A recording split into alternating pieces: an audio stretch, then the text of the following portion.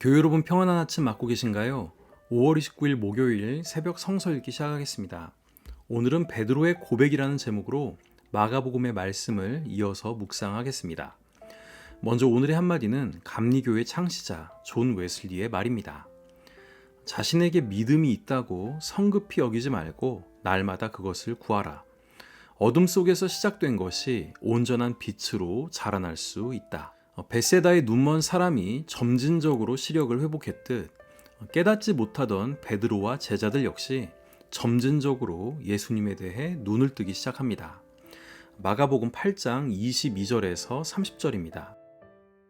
그리고 그들은 벳세다로 갔다. 제자들이 눈먼 사람 하나를 예수께 데려와서 손을 대 주시기를 간청하였다. 예수께서 그 눈먼 사람의 손을 붙드시고 마을 바깥으로 데리고 나가셔서 그 두 눈에 침을 뱉고 그에게 손을 얹으시고서 물으셨다. 무엇이 보이느냐? 그 사람이 쳐다보고 말하였다. 사람들이 보입니다. 나무 같은 것들이 걸어 다니는 것 같습니다.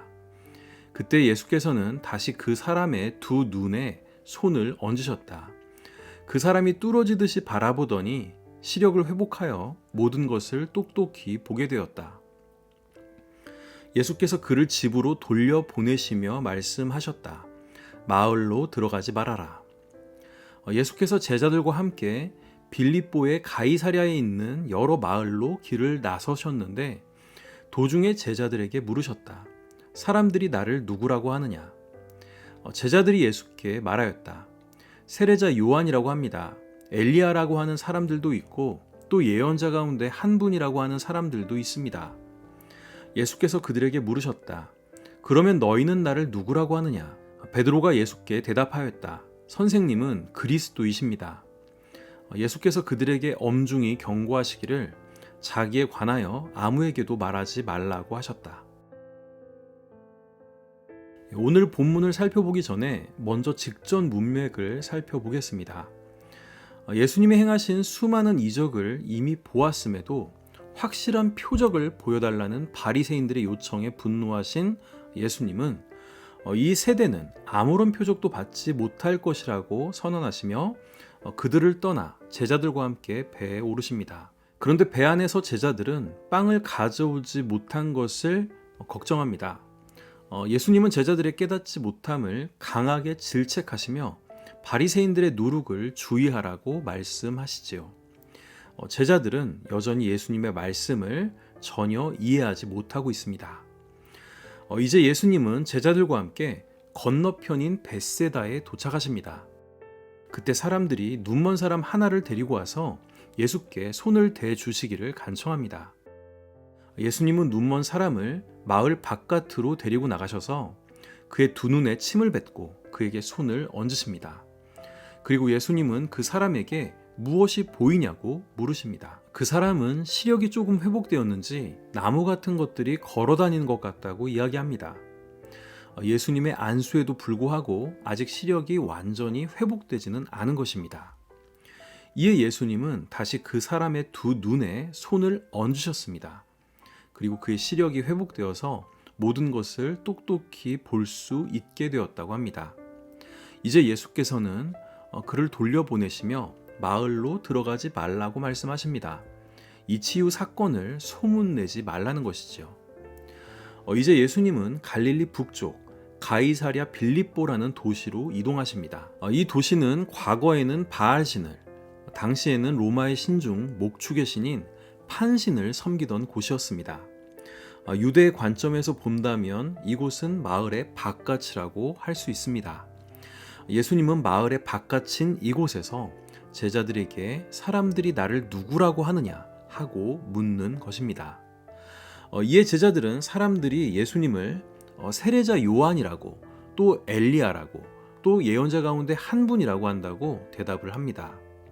이는 제자들이 예수님을 누구로 이해하고 있는지에 대한 간접적인 암시로도 읽을 수 있는 것입니다. 예수님에 대해 뭔가를 깨달은 것 같긴 한데 아직 분명해 보이지는 않네요. 그 말을 들은 예수님은 다시 제자들에게 그러면 너희는 나를 누구라고 하느냐 하고 묻습니다. 이에 베드로가 선생님은 그리스도이십니다 라고 고백을 하지요.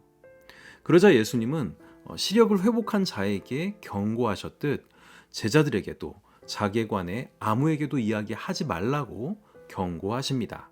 그러면 이 두 이야기는 어떤 관계가 있을까요? 눈치채셨겠지만 벳세다의 눈먼 자를 치유하신 이야기와 베드로가 예수님을 그리스도라고 고백하는 내용은 정확히 병렬 구조를 이룹니다. 눈먼 자를 치유하실 때 예수님은 그를 마을 바깥으로 데려가셨듯 예수님은 제자들을 유대 마을의 바깥으로 데리고 가십니다. 예수님은 안수 후 눈먼 자가 부분적으로 시력을 회복하여 나무 가지를 보았듯 제자들도 부분적으로 예수님을 이해하여 선지자 중에 한 사람으로 고백하지요. 예수님의 재차 안수 후 눈먼 자의 시력이 온전히 회복하였듯 베드로는 이제 예수님을 그리스도로 고백하기에 이릅니다.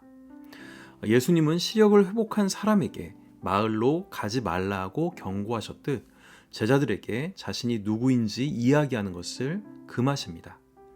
그러면 이런 병렬 구조를 통해 마가가 이야기하려고 했던 것은 무엇이었을까요? 오늘 본문 이전의 제자들은 벳세다의 눈먼 자와 같은 모습이었습니다. 예수님의 말씀을 전혀 이해하지 못하고 예수님이 누군지도 몰랐지요. 하지만 예수님이 눈먼 자를 재차 안수하여 점진적으로 눈을 뜨게 하셨듯 예수님은 눈먼 자들과 같은 제자들의 눈을 점진적으로 열어주셨다는 것입니다. 그래서 마침내 베드로는 예수님을 그리스도라고 고백하기에 이른 것이지요. 하지만 베드로는 아직 온전히 눈을 떴다고 볼 수는 없습니다. 베드로가 생각한 그리스도의 모습과 예수님이 걸어가신 그리스도의 길은 너무나 달랐기 때문입니다. 이 내용은 다음 시간에 다루도록 하겠습니다. 눈먼 자가 점진적으로 눈을 뜨듯 제자들이 예수님을 서서히 깨달아가듯 우리도 신앙의 여정에서 늘 예수님과 하나님의 섭리를 조금씩 더 깊이 깨달아갔으면 좋겠습니다. 함께 기도하겠습니다. 벳세다의 눈먼 자와 제자들의 눈이 열렸듯 우리의 눈도 뜨게 해주세요. 그래서 하나님의 그 측량할 수 없는 경륜을 깨닫게 해주세요. 예수님의 이름으로 기도드립니다. 아멘. 오늘의 찬양은 열려라 에바다입니다. 조금씩 눈이 열려 주님을 깨닫게 되는 우리 모두가 되길 바랍니다. 저는 내일 다시 찾아뵙겠습니다. 감사합니다.